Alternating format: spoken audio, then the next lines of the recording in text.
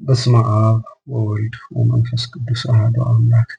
ተአምረ ኢየሱስ ሃያኛ ተአምር። ሕፃኑ አማኑኤል በፀሐይ ምዕዛር ላይ እንደተቀመጠ ይቅርታው ቸርነቱ ለዘላለሙ በእውነት ለሁላችን ይደረግልንና ጌታችን አምላካችን መድኃኒታችን ኢየሱስ ክርስቶስ ያደረገው ተአምር ይህ ነው። ጌታ ኢየሱስ ክርስቶስ ከብቻዋ ከኃጢአት በተቀር ሰው የሚሰራውን ሁሉ ይሰራልና በልጅነቱ እንደ ልጆች ይጫወት ነበረ። ከዕለታትም በአንድ ቀን ከጓደኞቹ ሕፃናት ጋር ሲጫወት በቤቱ መስኮት የፀሐይ ብርሃን ገባ። አማኑኤል የተባለ ጌታ በእግረ ፀሐዩ ላይ ወጥቶ ተቀመጠ።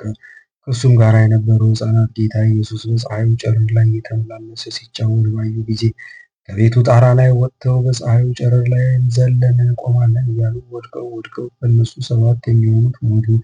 በዚያን ጊዜም ታላቅ ጩኸት ሆነ። የልጆቹ አባትና እናትም እየጮሁ ሄደው እናቱ ማርያምን ይዘው ልጅሽ ምን ጥበብ ነው ከፀሐይ ጮራ ላይ የሚቀመጠው?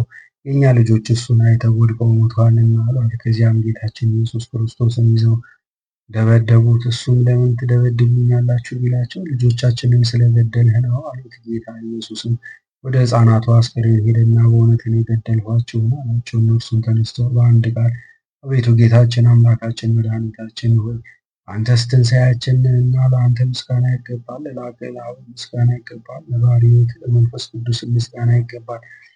መላእክት በሰማይ ለእግዚአብሔር ምስጋና ይሁን፣ በምድርም ሰላም። እሱ ቢፈቅደው ለሰው ልጅ ነፃነቱ ተሰጥቶታል እያሉ ሲያመሰግኑ ሰምተናልና አሉ። የሕፃናቱ ወላጆችም ይህን ሰምተው ተገልጸህና ይህ ዘንድ ነቢያት የተናገሩልህን በማለት ሰገዱለት። ይህንም ብለው ወደ የቤታቸው ሄዱ። ይቅርታው ቸርነቱ ለዘላለሙ በእውነት ለሁላችን ይደረግልን፣ አሜን።